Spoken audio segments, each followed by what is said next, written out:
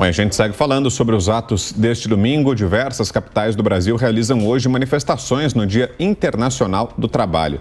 As maiores mobilizações deverão acontecer em São Paulo, Brasília e no Rio de Janeiro. E para analisar o cenário nesse dia importante, vamos conversar agora aqui na Jovem Pan News com o deputado Gurgel, do PL do Rio de Janeiro. Deputado, bom dia. Obrigado pela presença aqui.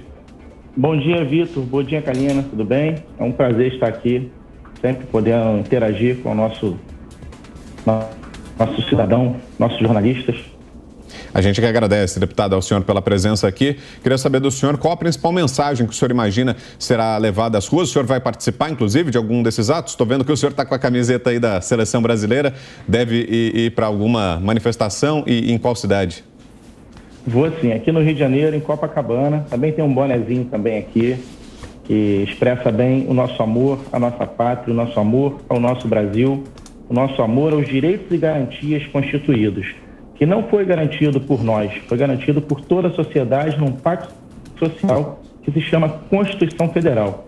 Então, o ato de hoje é principalmente em apoio à democracia. E não há como ter democracia sem se respeitar a Constituição, sem trabalhar dentro das quatro linhas, como o nosso presidente Bolsonaro sempre fala.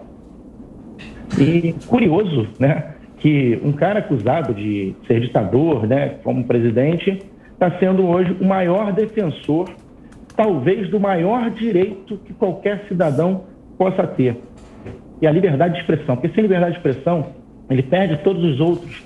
Se ele não puder falar, se ele não puder se expressar, ele não tem direito à vida, direito à educação, não tem direito à saúde, não tem direito à propriedade, não tem direito a nada. Então eu acho esse momento um momento fundamental para que nós possamos discutir democracia. O que é? De fato vivemos uma democracia? De fato vivemos harmonia entre os poderes? De fato nós vivemos a independência entre os poderes? De fato nós estamos respeitando o voto do cidadão? De fato nós estamos trabalhando esse voto com transparência, com certeza, com audição, com urnas auditáveis de fato? Então isso é liberdade de expressão. É o povo poder questionar. Quando o parlamentar fala, está falando por ele, está falando com ele, todas as pessoas que o colocaram lá. Assim é o presidente. Quando o presidente fala, quem fala com ele são os 57 milhões, talvez mais hoje, de pessoas que o delegaram esse poder, que o delegaram essa função.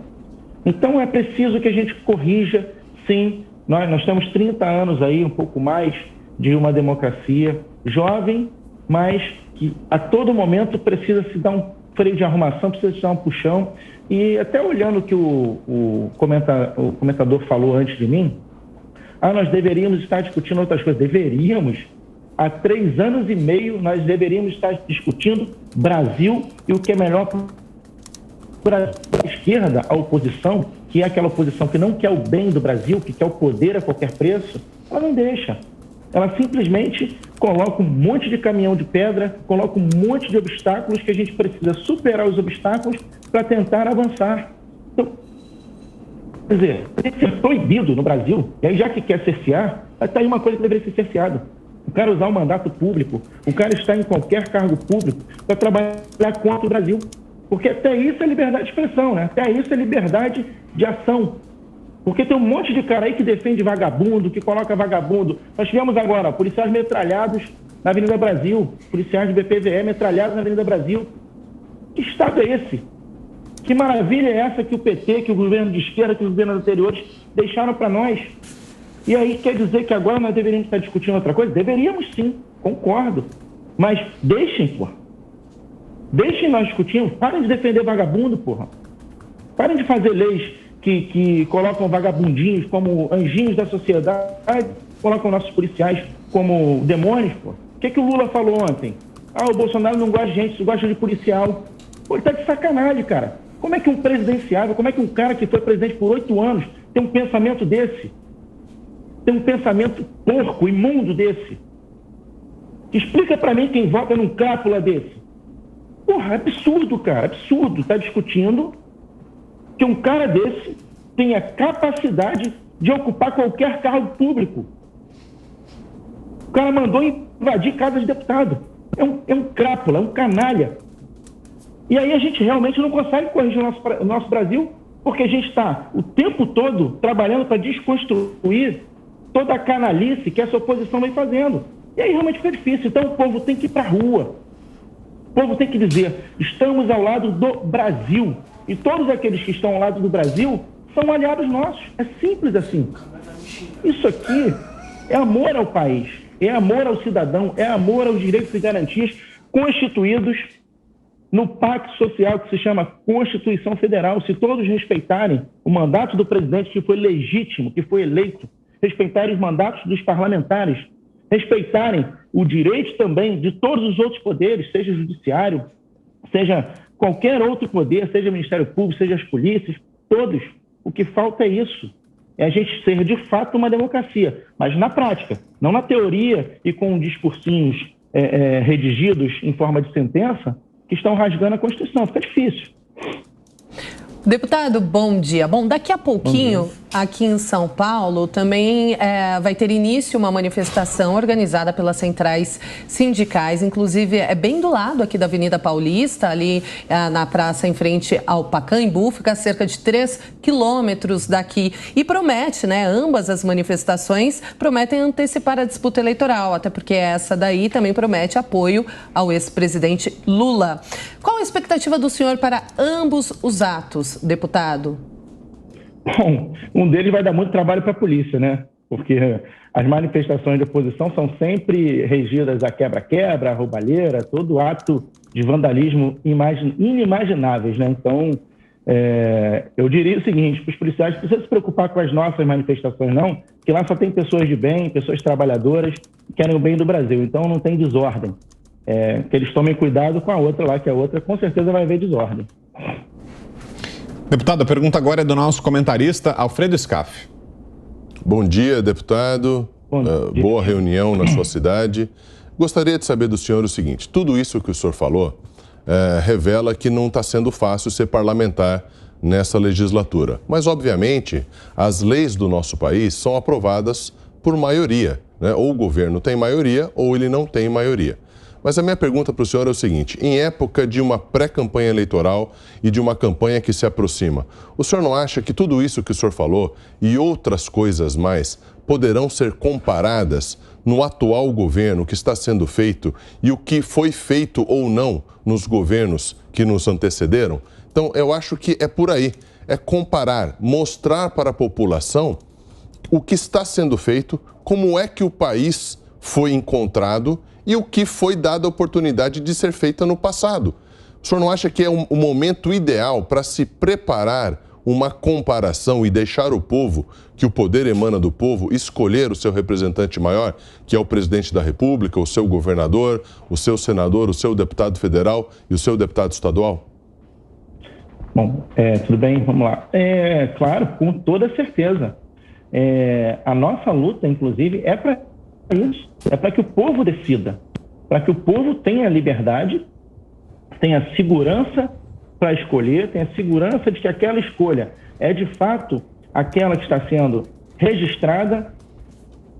Comparar, podemos comparar sim. Eu não tenho dúvidas nenhuma de que a gente está fazendo 3 anos e meio, não foi feito nos próximos, acho que nos últimos 10 anos, pelo menos, sendo generoso, vamos colocar dessa forma.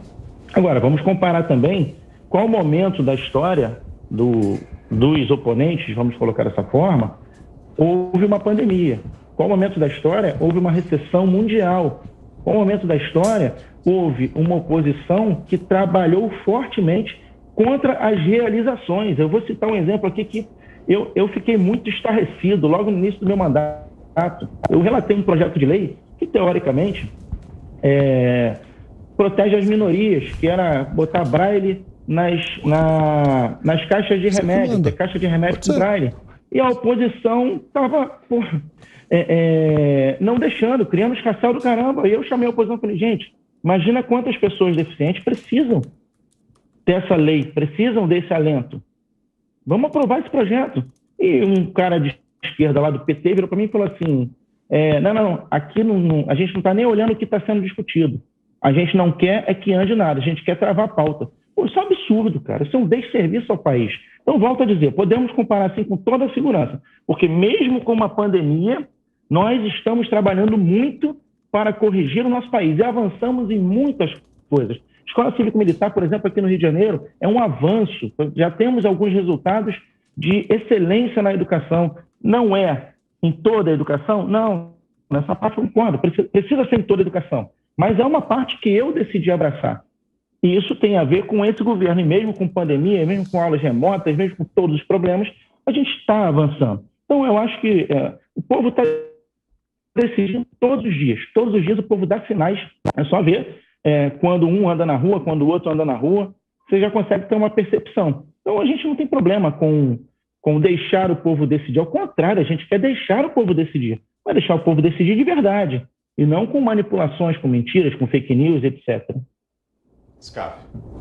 Deputado, o senhor afirma que a oposição ao país e ao governo trava as pautas. Mas eu gostaria que o senhor explicasse para o público que está nos ouvindo como que eles conseguem travar a pauta. O governo tem maioria no parlamento desde quando para aprovar os projetos de interesse do país? Essa é a minha primeira pergunta. A segunda pergunta, deputado, é o seguinte: o senhor não acha que o governo se comunica muito mal? Algumas excelentes realizações do governo na área da agricultura, do agronegócio, da infraestrutura, não estão sendo bem comunicados. Por exemplo, o ex-ministro Tarcísio, ele afirma, e eu acredito piamente, não é muito difícil de ver as realizações do ex-ministro Tarcísio, principalmente na mídia social, que é onde a gente encontra as suas realizações, até muitas vezes divulgadas por ele mesmo. Ele diz e afirma que o governo conseguiu captar R$1 trilhão em investimento. Isso significa 20 milhões de empregos diretos e indiretos. O senhor acha que a população realmente está sabendo dessa conquista gloriosa no meio de uma pandemia, de toda a dificuldade, dessa credibilidade que o Brasil tem com relação aos investidores internacionais? Eu repito, R$1 trilhão não é uma brincadeira. É investimento para trabalho, geração de emprego para 10, 15 anos. Bom, muito boas suas perguntas, tá? De antemão, muito pertinente. A primeira delas é sobre a Câmara. A Câmara, até hoje eu me pergunto se a dinâmica e os problemas que a gente vem enfrentando travam algumas pautas por si só. A gente, por exemplo, está tentando discutir algumas reformas importantíssimas, mas aí vem um outro problema e entra no meio do caminho, como veio a pandemia. Nós já vamos estar muito avançados. Quanto tempo nós perdemos legislando para a pandemia e legislando para as suas consequências? Então, assim, ou se realmente a Casa como um todo, que a Casa é 513 deputados. Então, 513 deputados, cada um tem um pensamento.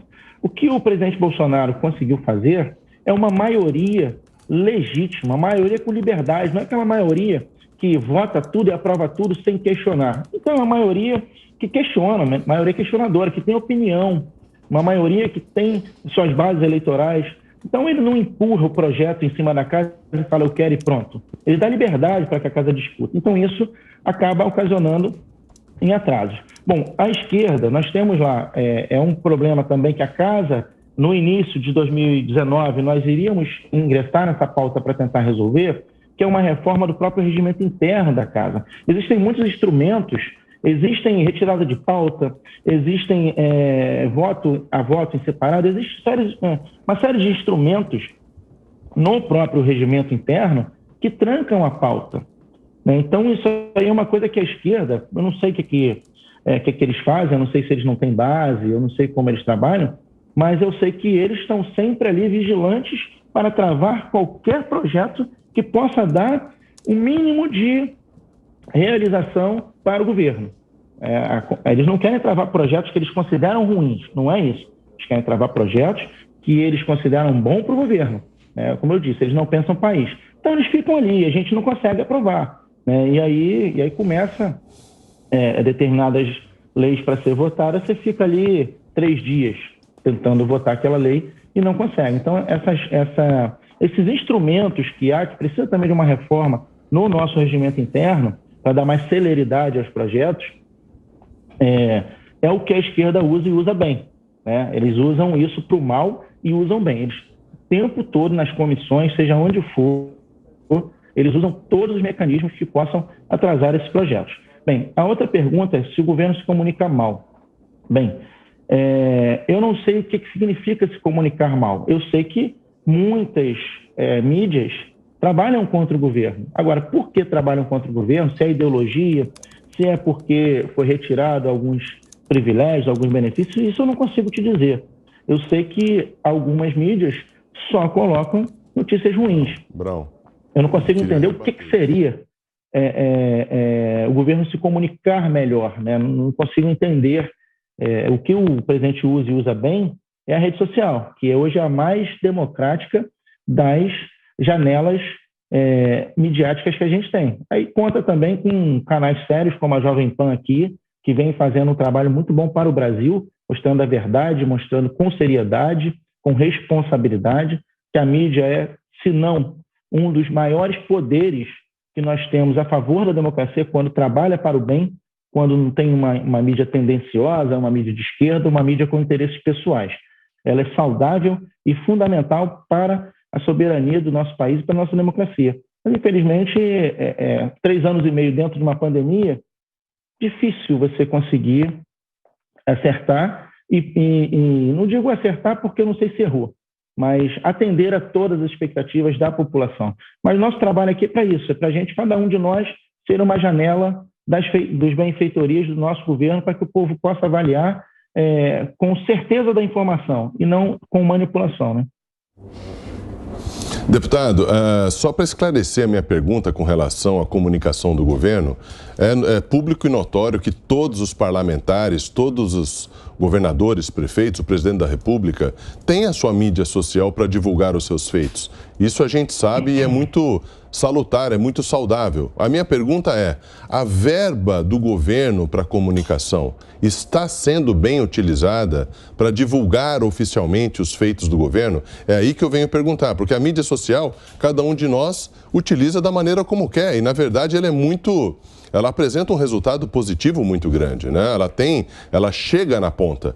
A questão é, será que a comunicação oficial do governo está chegando na ponta? Então, mas aí volta, eu acho que eu te respondi, talvez não tenha sido claro. Para chegar na ponta, o que nós teríamos que fazer? Nós teríamos que remunerar a Rede Globo, por exemplo? Nós teríamos que remunerar a Rede Record? Não sei nem se remunera ou se não remunera. A minha área é segurança pública, eu não observo, e já esclareço aqui de antemão que eu não tenho conhecimento técnico para discorrer sobre isso. Vou discorrer aqui como um deputado sem conhecimento de causa, vamos colocar dessa forma. Mas investir nisso seria dar contrato a essas grandes mídias. E aí seria ceder a tudo aquilo que o próprio presidente foi contra lá atrás. Não que seja errado o contrato não é errado. Você remunerar por uma prestação de serviço, qualquer que seja a empresa, é válido, é legal. Agora, não remunerar então de chantagem. Eu acho que o trabalho é técnico, tem que ser visto como técnico e não então de chantagem. Vou te dar um monte de porrada, vou falar mal de você o tempo todo até você me contratar. Isso não existe, isso é uma política suja e porca que a gente não pode admitir. E todos sofrem isso. Até eu mesmo com jornaizinhos de bairro, às vezes fico tomando porrada, não sei porquê, vou ver, o cara quer chamar minha atenção. Quer dizer, isso é ruim demais, entendeu? Isso é ruim demais para o país e é um desserviço à sociedade e à democracia. Então, eu não sei se é mais ou menos isso que você perguntou, né? Agora, detalhes técnicos eu realmente não tenho. Perfeito. Ouvimos aqui então o deputado Gurgel, do Rio de Janeiro. Obrigado mais uma vez, deputado, pela entrevista. Bom dia, bom domingo por aí. Bom dia, eu que agradeço. Muito obrigado. Bom dia a todos e contem sempre comigo, à disposição.